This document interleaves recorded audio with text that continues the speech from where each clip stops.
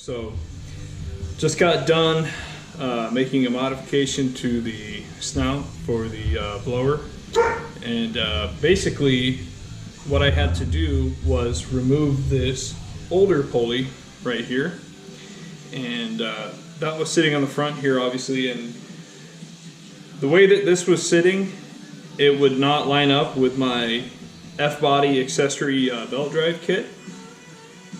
So what I did is I bought this Olson Kustom Works, I guess a offset pulley or conversion pulley, and it comes with this billet piece right here that you press on, and a new pulley, of course. And if you notice, this pulley actually, where it sits on here, it sits a lot further back, and that's going to allow this to line up with my current belt drive. But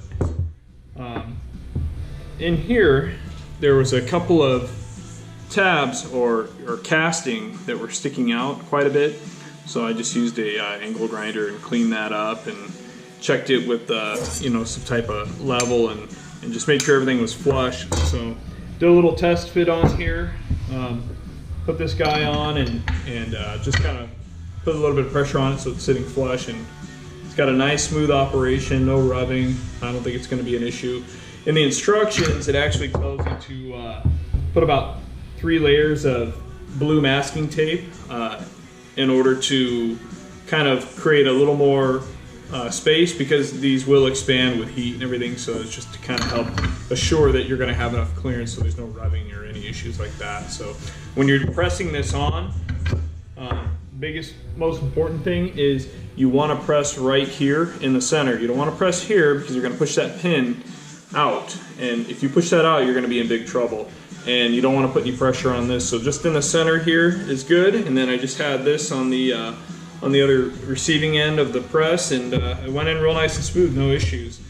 The directions did recommend to put a green Loctite on there. I didn't have any. I didn't put any, but if I start having issues with the pulley slipping, then maybe I'll go back and do that. But at this point, I'm just moving forward, and I'm going to keep getting everything installed. So the next step is I'm going to get this all cleaned up, this gasket material, and then get the blower back on the table so I can line everything up and get it in there, and we'll be able to put this on the car. It'll be pretty cool.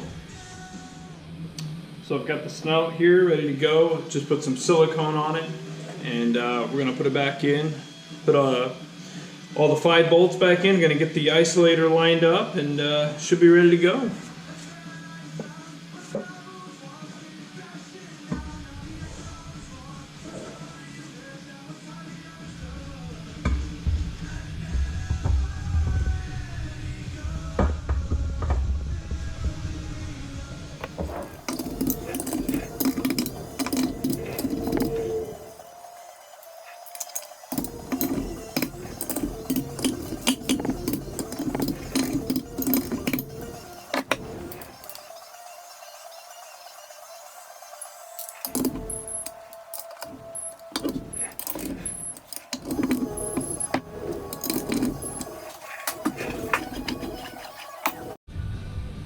Okay, so I've got the snout back on.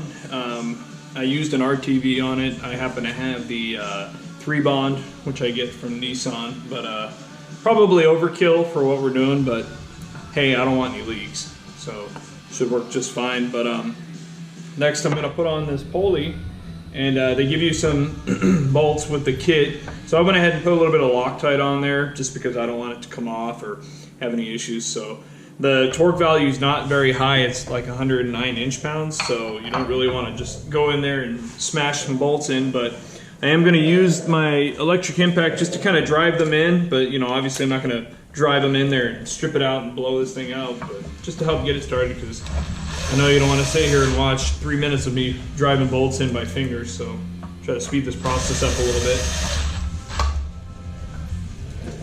But overall, I'd say the project is going pretty well.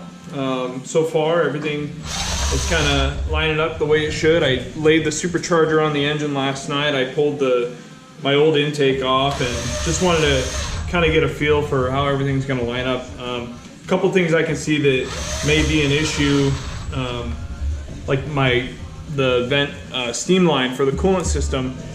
On mine, I have like the Denali LQ4 style, the newer style where it comes off on the driver's side, and it's just a 1/4 inch hose that goes to my radiator on my passenger side. So that kind of does a little S loop, but I see that this may get in the way of the belt, may hit that, so I may end up trying to reroute that hose, or I might even just get some 1/4 inch line and just kind of make a little metal line in the middle that I can kind of curve around and get around all that. Either way, we're gonna find a way around it. So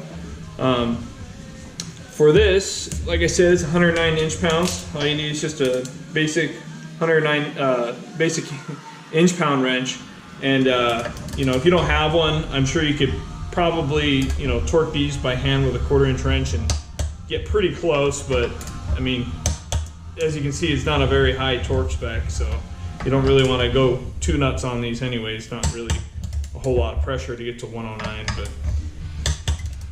I'm really excited. I hope this works out.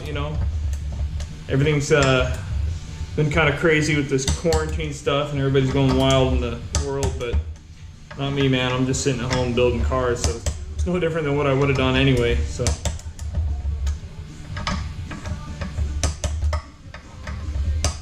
all right, so we're just about there.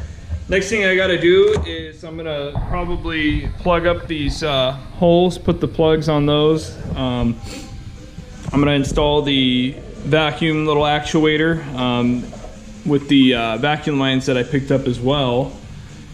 After that, I can put the injectors on with the fuel rails, and then we're gonna get the adapters on. We're gonna get this on the car. That's gonna actually come together very quickly here, so I'm pretty excited about that. All right, stay tuned, guys.